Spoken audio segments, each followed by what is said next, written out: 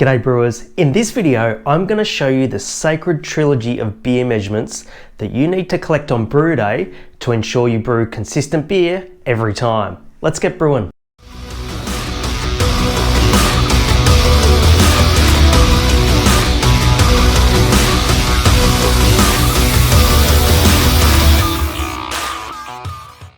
So if you're going to be brewing consistent beer, it basically means that you've got to have beer that's fit for use and true to brand.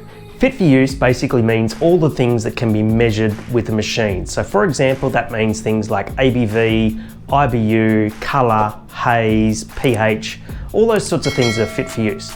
When it comes to true to brand, it's really important that your beer looks and smells and tastes exactly the way that you intend it to, because your consumers demand consistent beer. It's what keeps them loyal to your brand. So I'm going to let you in on the secret to a perfect brew day so you'll wind up with consistent beer from batch to batch. Do you feel like you're not in control of your beer consistency from batch to batch? Well, in this video we're going to work out what can happen on brew day to stop that inconsistency from happening in the first place.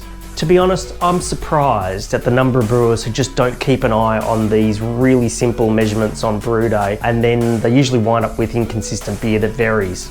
If you're going to have consistent beer, it all starts with your brew day, and there's three really important measurements that you need to take prior to your wort going into the fermenter to ensure that you kick off a healthy fermentation that's going to make sure that your beer hits the numbers every time. If you don't watch the sacred trilogy of beer measurements, you're going to wind up with a number of problems with your beer. Firstly, your beer is going to be inconsistent. That means that it's going to change maybe its appearance, its aroma or flavour from one batch to the next. You can't really do that because your consumers, they want a consistent beer. They want to basically reach into the fridge and know what they're going to get when they buy, for example, your pale ale. If your beer varies from batch to batch, what's going to happen is your consumers, they're not going to be able to rely on you for a consistent experience, and they might go and buy somebody else's beer.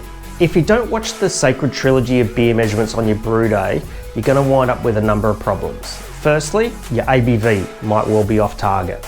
Your beer flavour might be inconsistent from batch to batch, and your consumers demand consistent tasting beer. So what is the sacred trilogy of brew day measurement? First measurement in the sacred trilogy of measurements on brew day is your gravity, which is basically your wort gravity. Gravity is important because it influences the beer in so many different ways. Primarily, it affects your ABV. Now, if you've got a beer that you're, for example, putting into a can, you might actually declare the ABV on the can. So therefore, it's really important that you hit that number every time. Certain countries around the world have tolerances around the declared ABV versus what the actual ABV of the beer is inside the can. And if you're outside of those tolerances, then you might encounter some food safety or some legal issues. Wort gravity also affects the finishing gravity, and the finishing gravity can have an impact on the beer's mouthfeel and flavour and body. Sacred Trilogy measurement number 2 is your wort pH. Wort pH is important because it sets up your yeast for a healthy fermentation. And your wort pH is a major influence on one of the major flavour numbers in beer, which is your beer pH. Beer pH is one of the critical numbers that you need to hit with regards to beer flavour, and it's one of the things that we run through in the Master Brewing Water Chemistry module in my paid program called the Rockstar Brewer Implementation Program. But the strange thing is that most brewers think that the mash pH is the most important number, and while it is important, it's the wort pH that actually has a direct influence on beer pH. Sacred Trilogy measurement number 3 is wort temperature. Like pH, your wort temperature at the start of fermentation is critical for yeast health. If you don't manage your wort temperature at the start of fermentation, you might wind up with wort that's either too hot or too cold for the yeast to actually have a healthy fermentation. If your wort's too hot, you might generate some off flavours such as high level of esters or some phenolic off flavour. If your wort temperature is too low, the yeast will become sluggish, and you might also create some diacetyl off flavour or even acetaldehyde because of a sluggish ferment. So how do you ensure that you hit the sacred trilogy of wort measurements so you can have the perfect brew day? Well, that's pretty easy. The first thing you need to do is you need to write down what your wort targets are going to be. One of the things that I talk about in my paid program is how to write beer recipes 2.0. And what we do in our community is we set targets around what our wort is supposed to look like.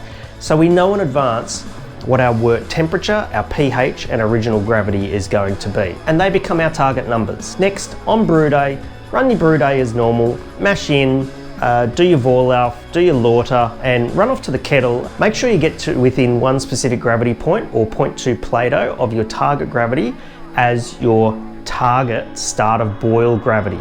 Don't listen to your brewing formulation software like Brewfather or Beersmith or anything like that. Use your skill as a brewer to ensure that you hit this number at the start of the boil. Don't worry about it not being at your target for your wort pH. We're going to fix that at the end of the boil. So run your boil as normal. Then with 10 minutes to go, what you need to do is take a measurement from your kettle and you're basically going to check the gravity and the pH. Take a gravity sample and then use the dilution calculation to work out how much water you need to add to the kettle in order to dilute it down to your target original gravity. I made a video about that. I'll leave a link to it in the description below. Or I'll leave a link up there. So that sorts your gravity. The next thing we need to do is we need to get your pH on target. So again, cool your wort sample down, take a pH measurement, and if your wort pH is within plus or minus, let's say 0.1, close enough. If it's a little bit out of spec, I wouldn't necessarily go too hard to sort of try and chase a target wort pH, but what you can do is if you need to lower the pH, you can add a little bit of lactic or phosphoric acid into the kettle, or if you need to raise the pH, you can add a little bit of sodium bicarbonate into the kettle to raise the pH a little bit. But again, as long as you're within plus or minus 0.1 pH, it's good enough. Then during the whirlpool, dilute your wort down to its target original gravity. So what we've done whilst we're still on hot side is we've adjusted our gravity and we've adjusted our pH. The last number in our sacred trilogy is temperature. So what we need to do there is we need to very carefully monitor our knockout to ensure that the temperature of the wort when it's in the fermenter is right on our target number. Now again, plus or minus 1 degree Celsius, that's about 2 or 3 degrees Fahrenheit. If you're close enough, that's good enough. So if you follow those really easy steps, you're gonna hit the sacred trilogy of gravity, temperature and pH for your wort on brew day every single time. If you want to know more about how to write beer recipes 2.0, go check out my free training over at rockstarbrewer.com/free training. I'll leave a link in the description below. Thanks very much for watching. I'll catch you in the next video.